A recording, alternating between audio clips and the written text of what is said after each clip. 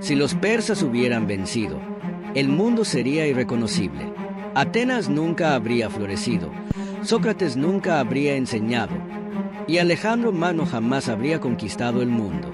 La democracia, la filosofía y la cultura griega estuvieron al borde de la desaparición.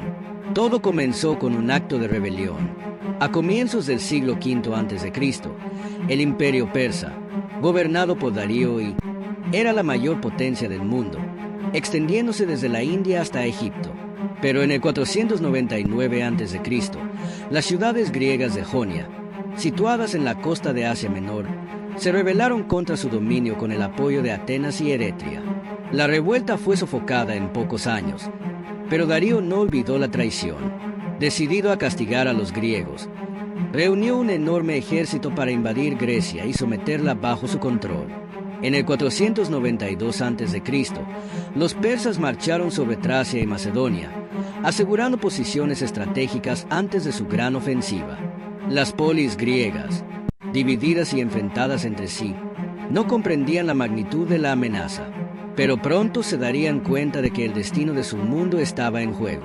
En el año 492 a.C., el imperio persa dio su primer gran paso para someter a Grecia. El general Mardonio, yerno de Darío I, dirigió una expedición que avanzó sin resistencia por Tracia y Macedonia, sometiendo a estas regiones bajo el dominio persa. La amenaza se hacía real, pero la campaña no salió como esperaban. Mientras la flota persa avanzaba por el mar Egeo, una violenta tormenta la azotó cerca del monte Athos. Cientos de barcos se hundieron y miles de soldados se ahogaron en el mar. Mardonio, sin más opciones, se vio obligado a retirarse. Para Darío, esto no era más que un revés temporal. En el 490 a.C., lanzó una segunda invasión, esta vez dirigida por los generales Datis y Artafernes. La estrategia era diferente.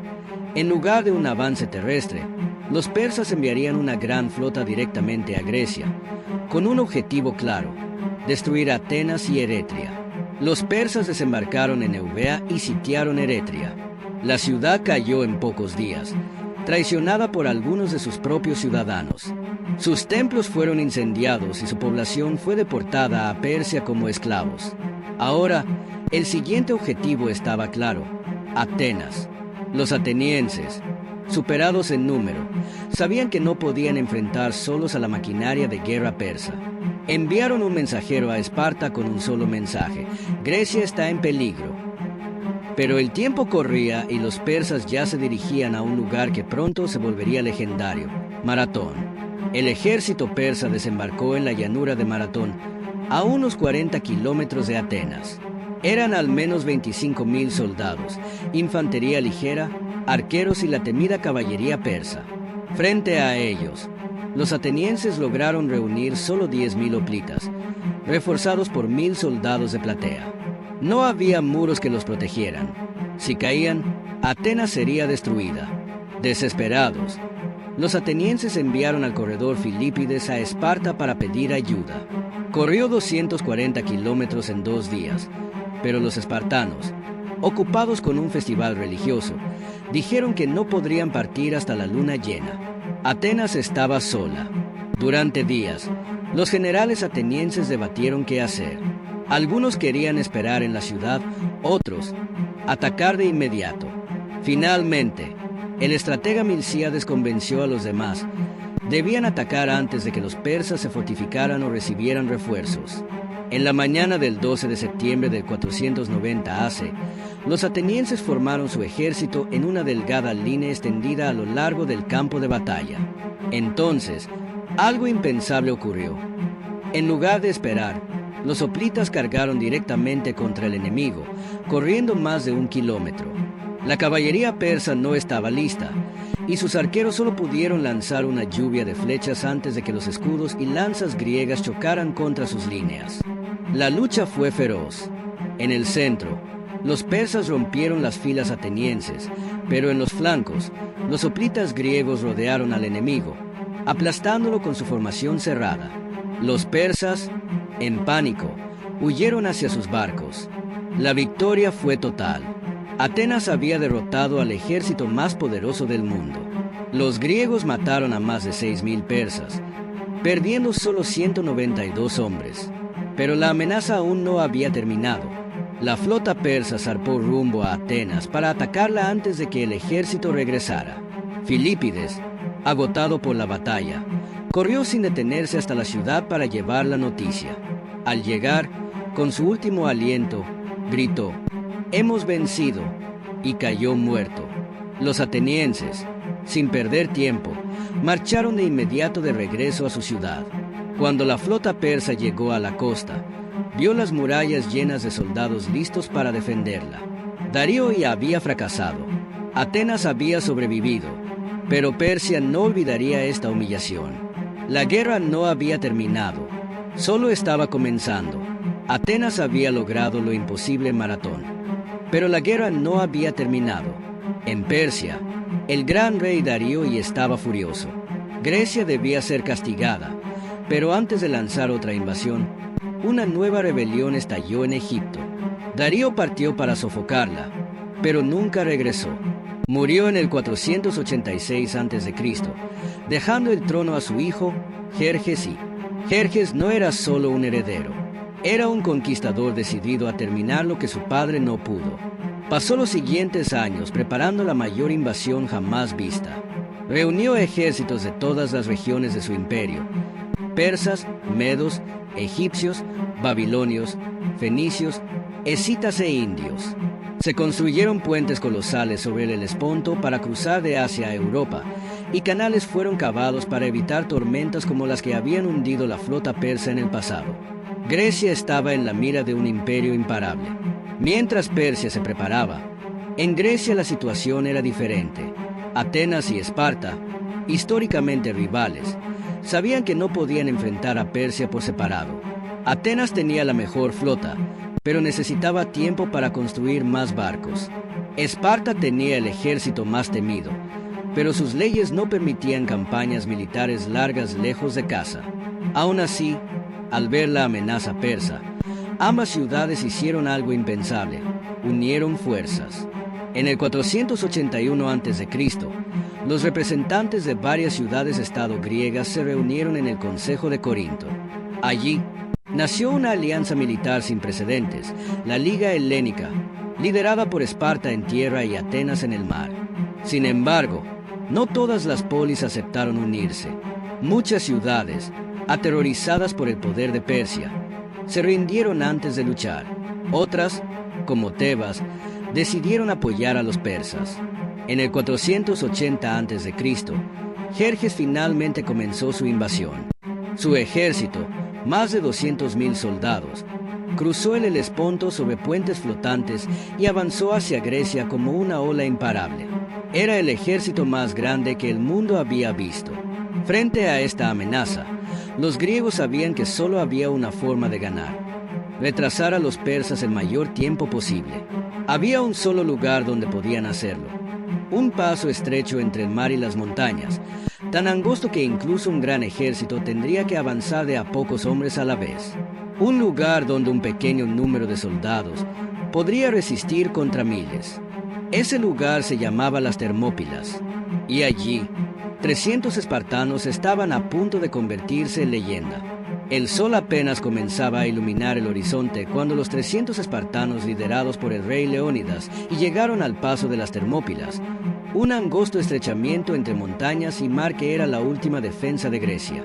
Este pequeño número de soldados, elegidos por su valentía y honor, sabían que su misión no era ganar la batalla, sino detener el avance del vasto ejército persa el tiempo suficiente para que las ciudades griegas pudieran reorganizarse. La situación parecía desesperada.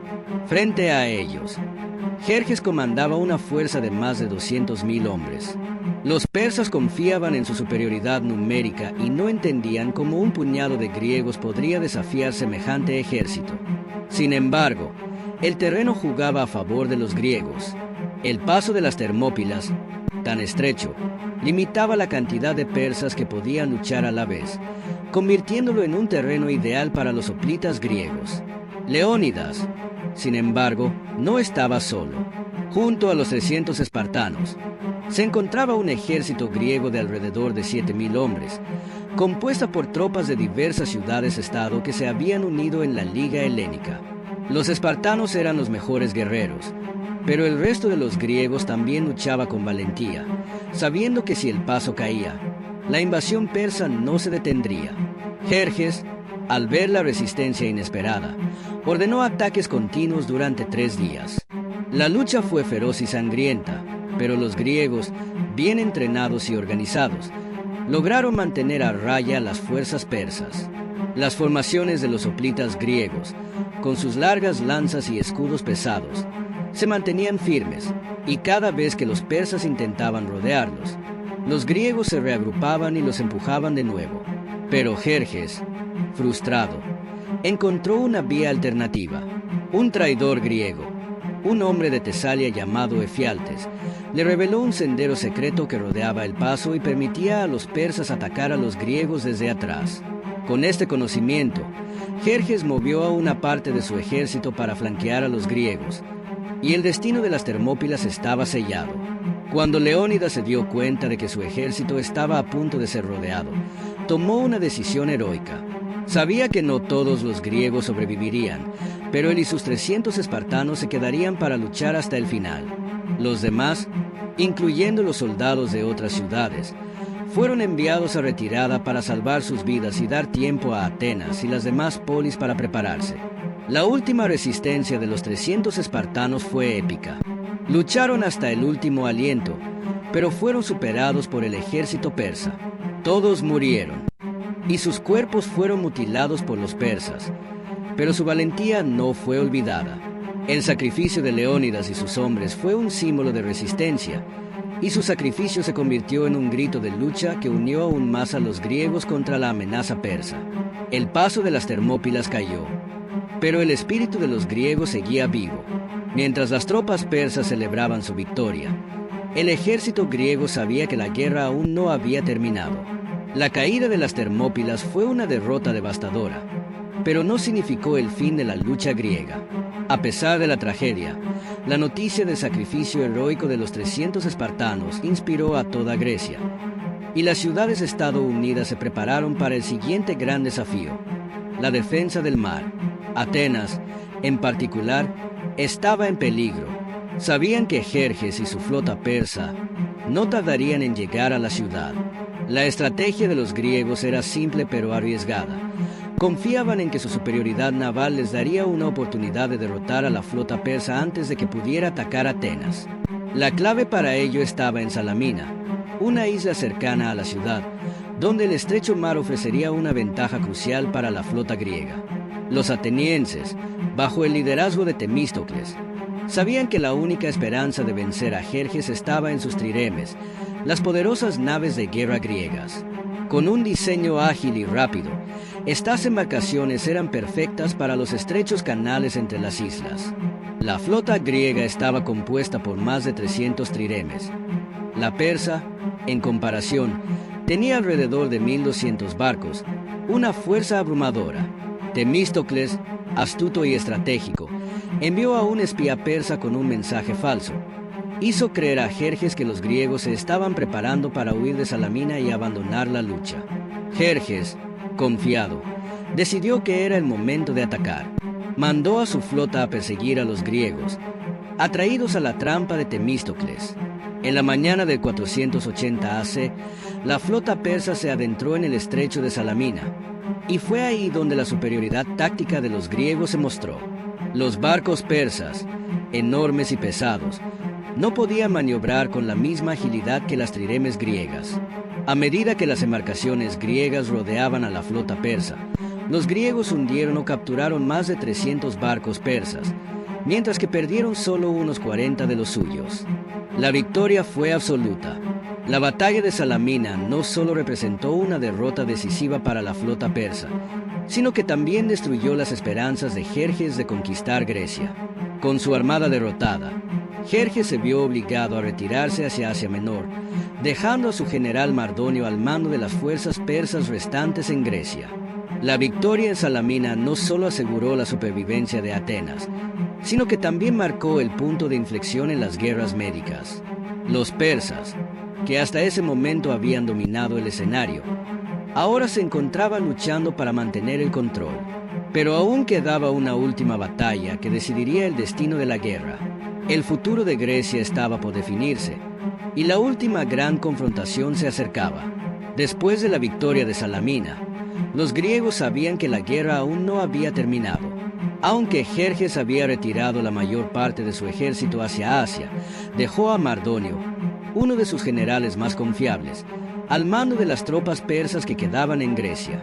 Mardonio no era un hombre que se rindiera fácilmente, y estaba decidido a vengar la derrota en el mar y llevar la guerra a su resolución. El ejército persa, aunque mermado, aún era formidable.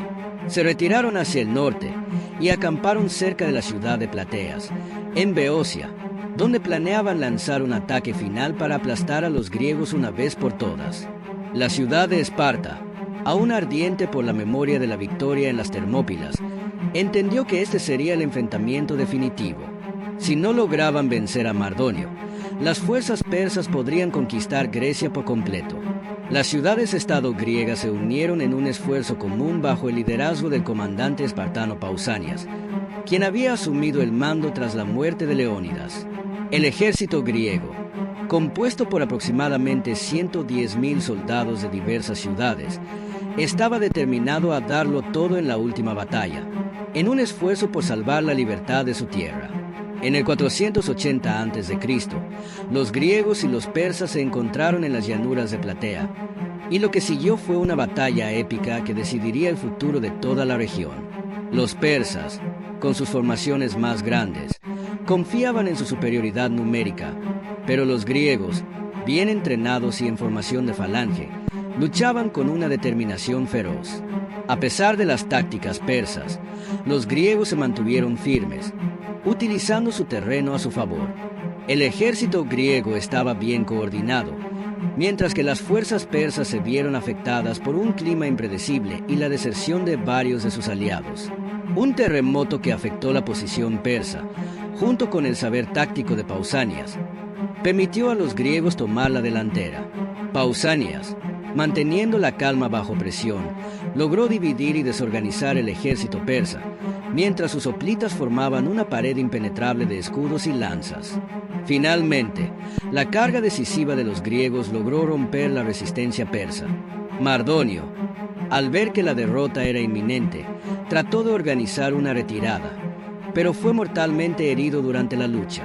La caída de su líder significó el colapso completo del ejército persa. La batalla terminó con una victoria total para los griegos. La batalla de Platea no solo marcó el final de la invasión persa, sino que también selló el destino de Grecia. La alianza griega había demostrado que, a pesar de la enorme disparidad de fuerzas, la unidad, la táctica y el coraje podían prevalecer contra el imperio más poderoso de la época. La victoria también aseguró la independencia de las ciudades griegas y el futuro florecimiento de la civilización helénica. Con la derrota de los persas en Platea y el final de las guerras médicas, el mundo entró en una nueva era. Grecia había ganado, y el nacimiento de la democracia, la filosofía y el arte alcanzaría su apogeo en las décadas siguientes. Pero la memoria de la lucha heroica contra una invasión extranjera perduró como un símbolo de resistencia, unidad y valentía. La historia de las guerras médicas no solo cambió el destino de Grecia, sino que también dejó una huella indeleble en la historia de la humanidad. La victoria en Platea selló el destino de la invasión persa, pero para los griegos, la lucha apenas comenzaba. Tras el triunfo decisivo, el temor a una posible reagrupación de las fuerzas persas se mantuvo presente, y las ciudades-estado griegas, aliviadas pero no confiadas, comprendieron que su única posibilidad de evitar futuras invasiones era mantenerse unidas. Así, Atenas emergió como la líder indiscutible de la resistencia griega, pero a la vez se encontraba ante un dilema: ¿cómo garantizar la paz y la seguridad de los estados griegos sin caer en la tiranía? Bajo el liderazgo de Temístocles, Atenas logró consolidar un poder naval sin precedentes. El puerto del Pireo, expandido tras la victoria en Salamina, se convirtió en el centro de la flota griega. Temístocles entendió que la fuerza naval sería el pilar fundamental de la defensa griega. Con el objetivo de evitar cualquier intento de reocupación de las ciudades griegas por parte de los persas, fundó la Liga de Delos en el 478 a.C., una coalición militar que reunía a muchas de las islas del Egeo y las ciudades costeras. El objetivo declarado de la Liga era defender a Grecia de futuras amenazas persas, pero rápidamente se convirtió en una herramienta de hegemonía ateniense. Los miembros de la Liga se comprometieron a contribuir con dinero o barcos a la causa común, pero Atenas, con su flota dominante, asumió el control del fondo común. De hecho, las decisiones importantes sobre la utilización de los fondos y los barcos eran tomadas en Atenas, y las otras ciudades-estado, aunque formaban parte de la Liga, eran prácticamente subyugadas por el poder ateniense. Mientras tanto, los persas no se quedaron de brazos cruzados. Aunque Jerjes había sido derrotado, el imperio persa seguía siendo una potencia formidable. Artajerjes, el hijo de Jerjes, intentó restablecer el control sobre los territorios perdidos y, aunque no pudo evitar nuevas incursiones griegas en Asia Menor, su presencia en la región nunca fue completamente eliminada. La amenaza persa seguía siendo una realidad, pero la Liga de Delos se encargó de mantenerla a raya, centrando su esfuerzo en repeler cualquier intento de incursión. Lo que comenzó como una lucha por la supervivencia se transformó en una batalla por el poder dentro del mundo griego. Atenas, bajo el liderazgo de figuras como Pericles, experimentó un auge económico, cultural y militar sin parangón en la historia de Grecia. La prosperidad de la ciudad no solo se reflejó en su creciente poder naval, sino también en un renacimiento cultural. Atenas se convirtió en el centro del pensamiento, la filosofía, la política y las artes. Las grandes obras arquitectónicas comenzaron a tomar forma, como el Partenón, símbolo del esplendor ateniense. Sin embargo, este poder creciente no fue bien recibido por todos. Esparta, tradicionalmente la potencia terrestre de Grecia, observaba con creciente desconfianza la expansión de Atenas. Esparta, que había liderado las fuerzas griegas en la guerra contra los persas, temía que Atenas estuviera buscando un dominio absoluto sobre Grecia. A medida que Atenas se fortalecía, la rivalidad entre las dos ciudades-estado se intensificaba, y el futuro de la Liga de Delos se volvía cada vez más incierto.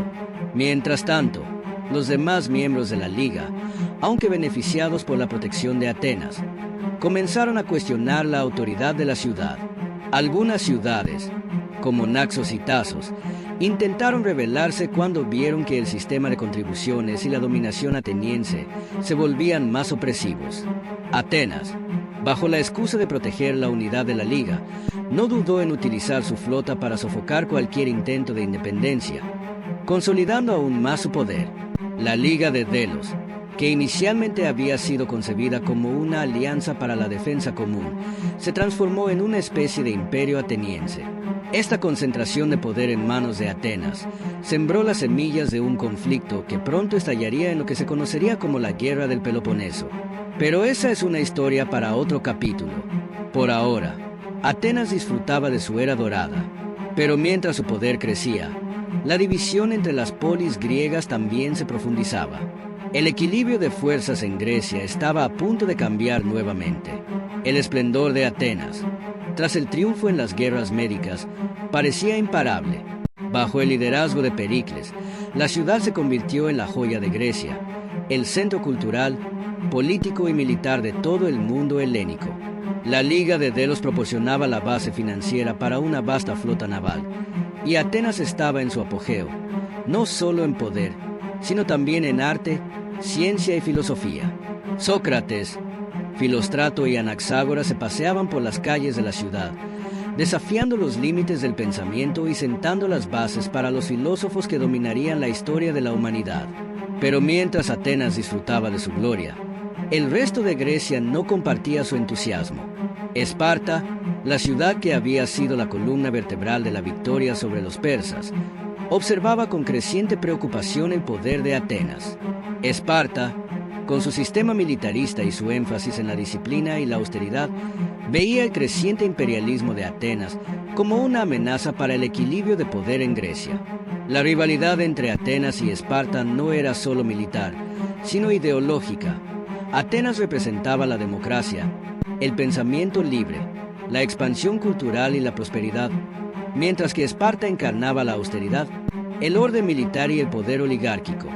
El creciente poder de Atenas fue una de las principales causas de la Guerra del Peloponeso, que comenzó en el 431 a.C. Esta guerra no solo enfrentó a Atenas y Esparta, sino que involucró a una serie de alianzas de otras ciudades-estado que tomaron bando en el conflicto. Esparta formó la Liga del Peloponeso, una coalición de poderosas ciudades como Corinto, Tebas y Megara, mientras que Atenas mantenía la Liga de Delos.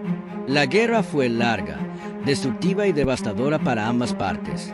A pesar de la ventaja marítima de Atenas, Esparta, con su ejército terrestre incomparable, tenía una ventaja estratégica en tierra. La lucha se extendió a lo largo de décadas, y las ciudades-estado griegas se vieron atrapadas en un conflicto interminable, en el que las antiguas alianzas se disolvieron y nuevos actores entraron en escena. La estrategia de Pericles al principio fue mantener la fortaleza de Atenas intacta mientras evitaba enfrentarse directamente con las fuerzas espartanas en el campo de batalla. Atenas, con su poderosa flota, podía atacar y saquear las costas del Peloponeso, mientras que las murallas de la ciudad, con sus paredes de 10 metros de altura, protegían a los atenienses de un asedio prolongado. Sin embargo, la guerra fue cambiando con el tiempo. La plaga de Atenas en el 430 a.C. fue un golpe devastador. La peste se llevó la vida de Pericles y de miles de ciudadanos atenienses, incluidos soldados y funcionarios, debilitando la moral y la capacidad de la ciudad para continuar la lucha. A pesar de este golpe, Atenas siguió resistiendo, pero la guerra comenzó a desgastarla. La desesperación y el hambre fueron minando lentamente su fuerza. Mientras tanto, Esparta, aunque incapaz de derrotar a Atenas en el mar, se fortaleció en el campo de batalla gracias a la ayuda persa. Los persas, buscando debilitar a Grecia para asegurar su propio dominio en Asia Menor, comenzaron a financiar y equipar a los ejércitos espartanos. Con el apoyo de los persas, Esparta construyó una flota capaz de desafiar la supremacía ateniense en el mar. La batalla de Aegospotami en el 405 a.C. fue el punto culminante de la guerra.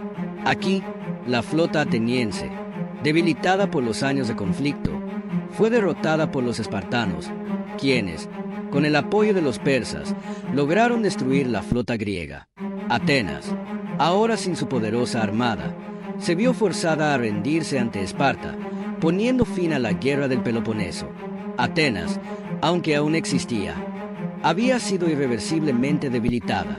La democracia fue sustituida por una oligarquía espartana durante un breve periodo conocido como los 30 tiranos, aunque rápidamente se restauró la democracia, pero la ciudad nunca recobró su antiguo poder.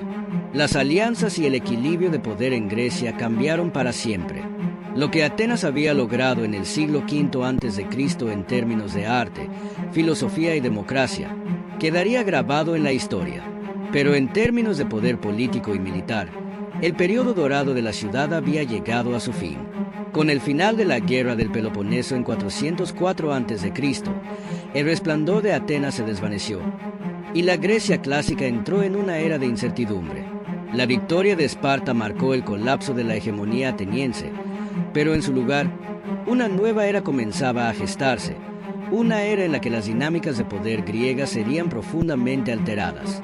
La paz que se alcanzó entre los espartanos y los atenienses no fue sino una tregua frágil. El poder de Esparta sobre Grecia sería efímero, pues el equilibrio entre las ciudades-estado griegas ya estaba irremediablemente roto. Con Atenas debilitada y Esparta incapaz de mantener el dominio, otras ciudades-estado, como Tebas y Macedonia, comenzaron a alzar la cabeza, buscando su propia supremacía. En el fondo de este cambio de poderes, las guerras médicas seguían siendo un recordatorio crucial. La unión de las ciudades-estado griegas frente a la amenaza persa había sido fundamental para la supervivencia de la civilización helénica. A pesar de los devastadores costos de las guerras médicas y la posterior guerra del Peloponeso, las lecciones aprendidas durante esos años de lucha serían determinantes para el futuro. La unión temporal de los griegos en defensa de su independencia ante los persas demostró que, Si bien las ciudades-estado griegas eran competitivas y profundamente divididas, existía también una fuerza unificadora: el orgullo griego y la creencia compartida en la libertad y la autonomía. Mientras los persas nunca lograron establecer un dominio duradero sobre Grecia, la influencia de los imperios orientales sobre el destino de las ciudades-estado griegas se mantuvo latente. El mismo imperio persa, aunque debilitado, continuaba siendo una amenaza constante en las fronteras orientales. Sin embargo, los griegos, pese a su creciente división interna, nunca dejaron de ser conscientes de su identidad común como helenos, y esto sería vital para el futuro. En la década posterior a la guerra, Filipo II de Macedonia comenzó a consolidar el poder en su reino, aprovechando las debilidades dejadas por la caída de Atenas y Esparta. Filipo, con una política militar astuta y unificación diplomática, logró crear un imperio macedonio que no solo unió a las fracturadas ciudades griegas, sino que también abriría el camino para que su hijo, Alejandro Magno, emprendiera la conquista del imperio persa en el siglo IV a.C. El legado de las guerras médicas, entonces, no fue solo una victoria sobre los persas, sino un catalizador para el cambio en Grecia. La resistencia y las victorias en Salamina, Platea y otras batallas simbolizaban algo más que la supervivencia de un pueblo. Representaban el ascenso de una civilización que, aún en su declive, seguiría influyendo en el mundo durante siglos. Las ideas nacidas en esta época, desde la democracia ateniense hasta las teorías filosóficas que surgieron en los pasillos del ágora, seguirían resonando mucho después de la caída de la ciudad. Y así, mientras las sombras de las guerras médicas se alargaban, Grecia se encaminaba hacia una nueva era de conquistas, pero también de reflexión sobre su identidad, su cultura y su legado.